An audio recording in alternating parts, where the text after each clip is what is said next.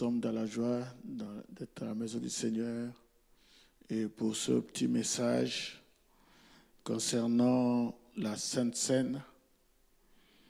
Je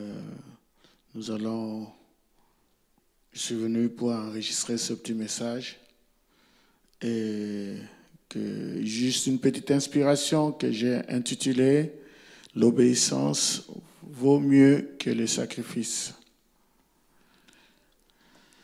Nous allons lire dans 2 Pierre chapitre 3, 2 Pierre chapitre 3, le verset 3 au verset 9. Je lis l'Écriture.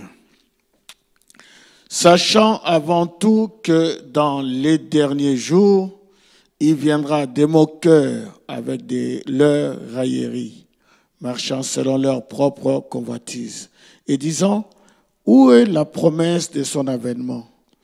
Car depuis que les pères sont morts, tout demeure comme dès le commencement de la création. Ils veulent ignorer, en effet, que des cieux existèrent autrefois par la parole de Dieu, de même qu'une terre tirée de l'eau est formée au moyen de l'eau. Et que par ces choses, le monde alors périt, submergé par l'eau. Tandis que, par la même parole, les cieux et la terre d'à présent sont gardés et réservés pour le feu, pour le jour du jugement et de la ruine des hommes impies. Mais il est une chose, bien-aimée, que vous ne devez pas ignorer, c'est que devant le Seigneur, un jour est comme 1000 ans, et 1000 ans sont comme un jour. Le Seigneur ne tarde pas dans l'accomplissement de la promesse, comme quelques-uns le croient, mais il use de patience envers vous, ne voulant pas qu'aucun périsse, mais voulant que tous arrivent à la repentance. Père, bénis ta parole, bénis ton peuple, au nom de Jésus-Christ. Amen. Bien que le Seigneur vous bénisse richement, juste une petite exhortation que, comme j'ai dit au départ, j'ai intitulé « L'obéissance vaut mieux que le sacrifice ». J'ai lu ce texte ici, j'ai surligné certains points, comme au verset 3, la Bible dit qu'il viendra des moqueurs avec leur raillerie. Frère Branham a utilisé ce texte pour prêcher le message « l'enlèvement ». Et il dit que l'un des signes de l'enlèvement, que l'enlèvement est proche, c'est qu'il y a des moqueurs. Des moqueurs. On va lire un peu cela. Et dans le message de l'enlèvement, il dit des moqueurs. Restons un moment sur ce mot avant que nous allions plus loin. Des moqueurs. Je lisais il y a 2 semaines environ à Tucson un journal où il était dit qu'un Anglais venant d'Angleterre avait fait une déclaration. Et cela s'est trouvé dans le titre du journal. Donc la déclaration de cet Anglais, il disait que la crucifixion de notre Seigneur Jésus-Christ était seulement un coup monté entre Pilate et Jésus et qu'il était seulement venu pour se faire passer pour quelqu'un. Il ne nous est pas possible de réfuter cela, car toutes les choses de Dieu doivent être reçues par la foi. Frère Branham dit que toutes les choses de Dieu doivent être reçues par la foi. Ce n'est pas la peine de réfuter, de discuter. Il dit nous devons le croire. Et il continua en donnant une description sur la manière dont cela pouvait être fait. En fait, il est en train de parler des moqueurs.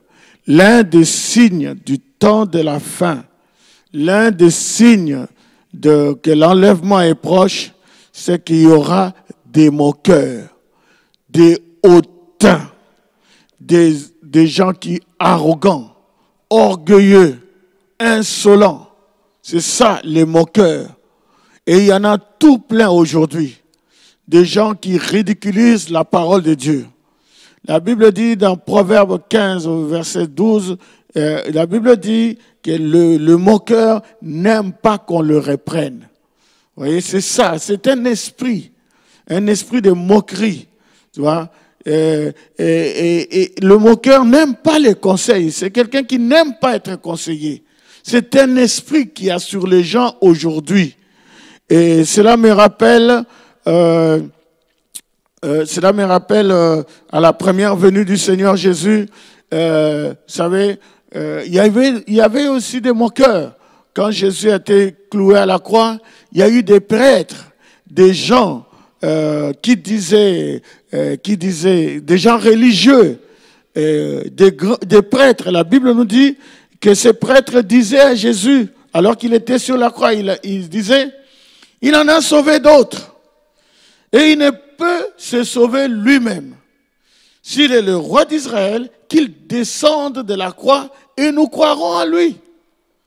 Je sais qu'il n'allait pas croire de toute façon.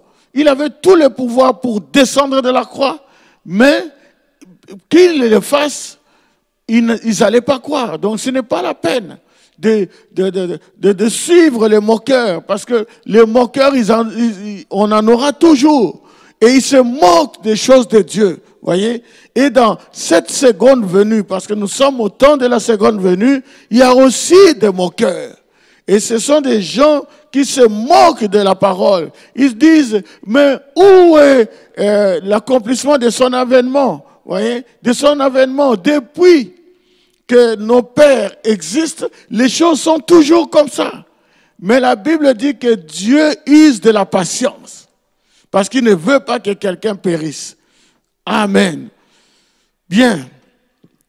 J'avais pris ce texte-ci, ça m'avait beaucoup parlé. Alors, je reviens toujours sur le même texte. Dans ce texte-là, il y a une chose capitale qui a été dite là. C'est entrer dans l'arche. C'est ça la chose capitale. Vous voyez, on nous parle du temps de Noé, comment les gens se moquaient de Noé, et la Bible nous montre qu'il y a eu un groupe qui est entré dans l'arche. Et c'est là que je vais mettre l'accent aujourd'hui. Les gens qui sont rentrés dans l'arche, c'est la chose importante, c'est la chose capitale. Parce que même si tu priais le vrai Dieu, même si tu priais Jéhovah, même si tu croyais en Jéhovah, un fervent croyant en Jéhovah, si tu n'entrais pas dans l'arche, tu étais perdu. Voyez, c'était pas être en dehors de l'arche et prier. Non, il fallait rentrer dans l'arche. Tout ce qui était en dehors de l'arche ne comptait pas ce jour-là. Cela est vraiment important. Je veux vraiment que cette chose ici entre. Il fallait croire en Noé. Il fallait croire en cet homme-là. Ça, c'est la chose la plus difficile. Quand Dieu envoie un prophète, il faut croire à ce prophète. Il faut croire en l'homme. Il faut croire à ce que cet homme-là dit. Il faut croire, ainsi dit le Seigneur. Croire à ses avertissements. Donnez-moi un amen. Croire à son message. Il fallait obligatoirement croire en Noé et entrer dans l'arche pour être sauvé. Que Dieu soit béni. Amen. Et c'est pareil aujourd'hui. L'arche, c'est le type de Christ. L'arche, c'est le type de la parole. L'arche, c'est le message. Si vous n'entrez pas dans le message, même si vous jeûnez, vous priez, vous criez, vous dansez dans l'esprit, vous priez, je ne sais pas comment, si vous ne venez pas dans le message, vous êtes perdu. C'est clair et net. Il faut croire en l'homme. Et Dieu nous a envoyé un prophète du nom de William Marion Branham. Je le dis clairement. Ne pas croire à ce message, c'est rater l'enlèvement. Que Dieu soit béni. Donc, vous pouvez vous moquer comme vous voulez. Vous pouvez rire du messager, rire du message, ridiculiser le message. Mais un jour, vous allez pleurer. L'obéissance vaut mieux que le sacrifice. Amen. Maintenant, je vais lire une écriture aussi dans Hébreux chapitre 3. La Bible dit ceci, verset 7. C'est pourquoi, selon ce que dit le Saint-Esprit, Aujourd'hui, si vous entendez sa voix, n'endurcissez pas vos cœurs, comme lors de la révolte, le jour de la tentation dans le désert, où vos pères me tentèrent pour m'éprouver. Et ils virent mes œuvres pendant 40 ans. Aussi, je fus irrité contre cette génération et j'ai dit, ils ont toujours un cœur qui s'égare. Ils n'ont pas connu mes voies. J'ai juré donc dans ma colère, ils n'entreront pas dans mon repos. Prenez garde, frères, que quelqu'un de vous n'ait un cœur mauvais et incrédule au point de se détourner du Dieu vivant. Mais exhortez-vous les uns les autres, chaque jour, aussi longtemps qu'on peut dire aujourd'hui, afin qu'aucun de vous ne s'endurcisse par la séduction du péché. Qu'est-ce que le péché? Le péché, c'est manquer le but. Quand Dieu envoie un prophète, si vous ne croyez pas à la parole, vous ne croyez pas à la parole de ce prophète, c'est ça le péché. Tous les restes, ce ne sont que des attributs du péché. Mais le péché, c'est l'incrédulité. Et ici, dans Hébreux chapitre 3, on nous parle du temps de Moïse. Avant, nous avons parlé du temps de Noé. Maintenant, nous parlons du temps de Moïse. Dieu a envoyé un homme du nom de Moïse. Dieu traite toujours avec un homme. Vous voyez, quand il y a un exode, Dieu envoie un homme, un messager, un prophète. Et Dieu leur a envoyé un homme. Que tu sois son grand frère, que tu sois sa petite sœur, que tu sois son cousin, peu importe, tu devais croire à cet homme-là. Pour être sauvé, tu dois croire à cet homme-là. Voyez? Et la Bible dit que pendant qu'ils étaient dans le désert, il y a eu des révoltes. Au temps de Corée, Corée a dit, mais Moïse, tu n'es pas le seul. Dathan a dit, mais tu n'es pas le seul. Nous aussi, nous prions. Mais Dieu traitait avec un seul homme. Voyez? Et c'est là que la colère de Dieu est venue. Et Dieu a dit, ils n'entreront pas dans mon repos. Et la Bible continue, il dit, car nous sommes devenus participants de Christ, pourvu que nous retenions fermement jusqu'à la fin l'assurance que nous avions au commencement. Et pendant qu'il est dit, aujourd'hui, si vous entendez sa voix, n'endurcissez pas vos cœurs comme lors de la révolte. Qui furent en effet ceux qui se révoltèrent après l'avoir entendu, sinon tous ceux qui étaient sortis d'Égypte sous la conduite de Moïse. Ils étaient sous la conduite de Moïse. Dieu traitait avec Moïse et eux, ils devaient écouter seulement Moïse. Ne pas écouter Moïse, c'était ça le péché. C'était avoir le cœur endurci. C'était ça la révolte. Ne pas écouter un homme.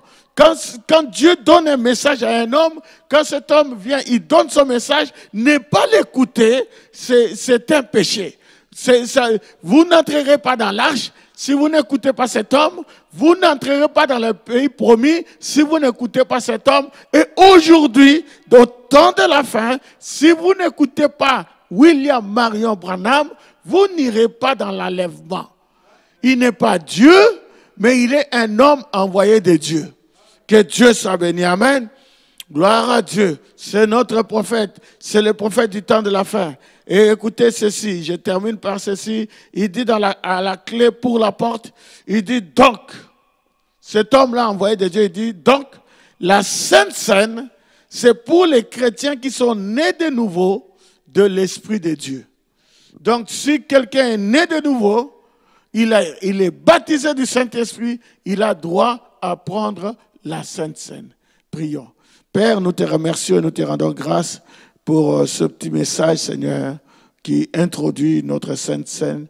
Nous prions, Seigneur, que tu bénisses le service, Seigneur, et que tu aides ton peuple à prendre la Sainte Seine, parce que nous allons au ciel, et là-bas au ciel, Seigneur, nous allons à la plus grande communion qui a jamais existé. Seigneur, si nous ne pouvons pas prendre la communion ici, cela montre ipso facto que nous n'irons pas là-bas pour prendre la communion. Seigneur, aide tes enfants à naître de nouveau. Au nom de Jésus-Christ, nous avons ainsi prié. Amen.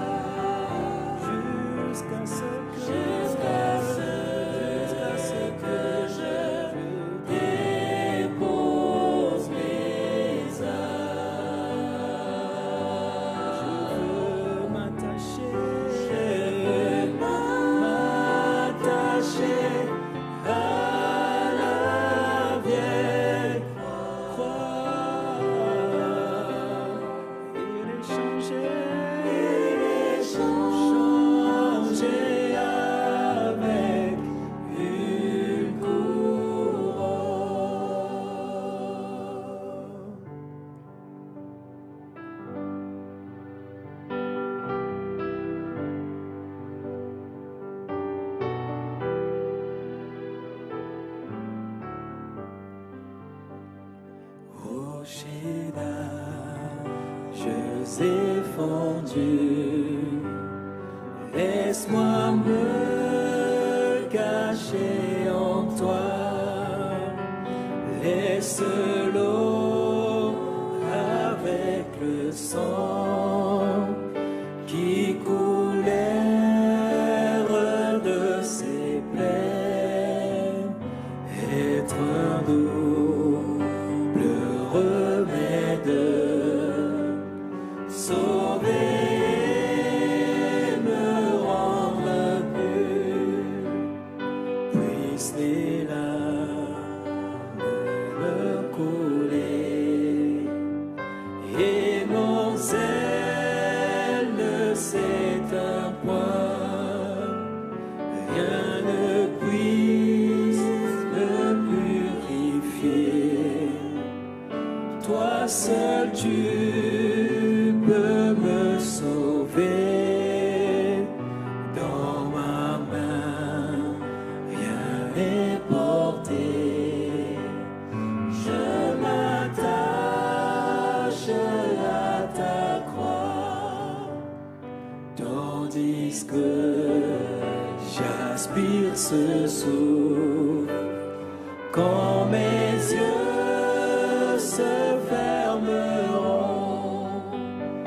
et quand je me lèverai, je te verrai sur ton trône, rocher d'âges effondus, laisse-moi me cacher,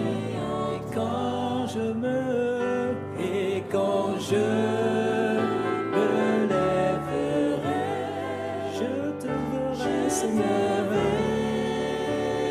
sur ton trône, rocher d'âges effondus, laisse-moi me cacher en toi.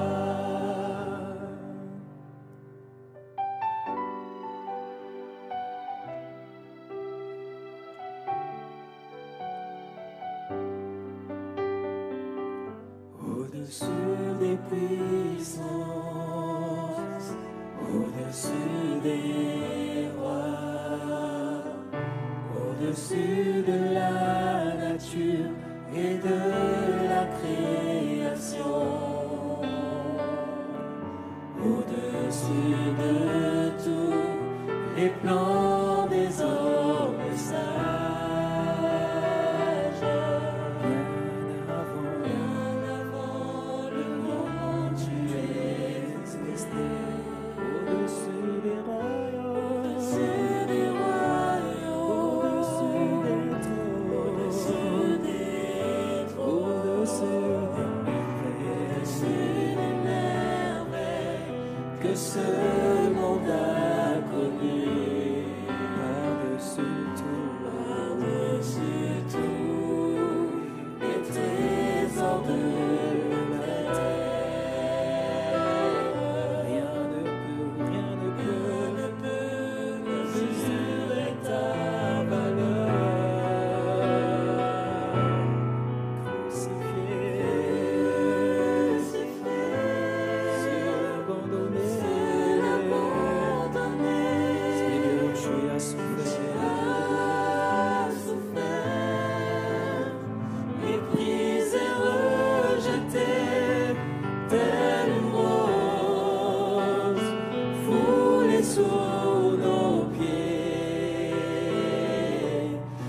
m'as sauvé. Tu m'as aimé par-dessus tout. Tu étais crucifié.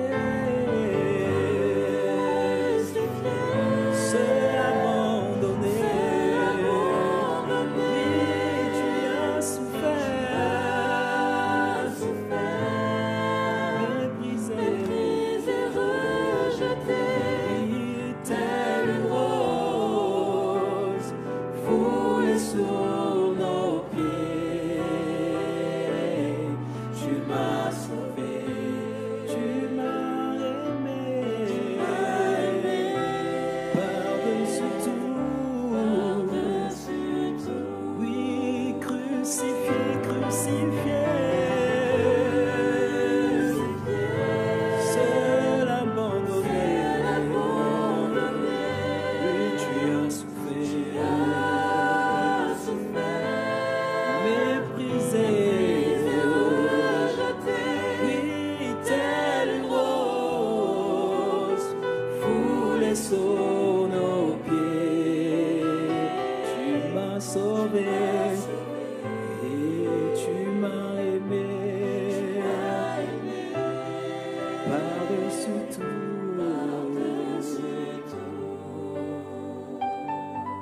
Tu m'as sauvé, Seigneur.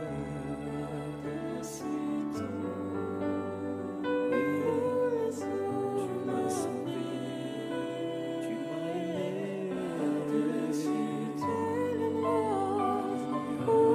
Tu m'as sauvé.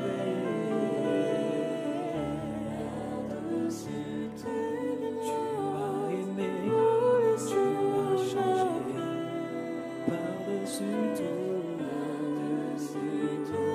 Tu m'as choisi, tu m'as changé par-dessus. Tu m'as cherché.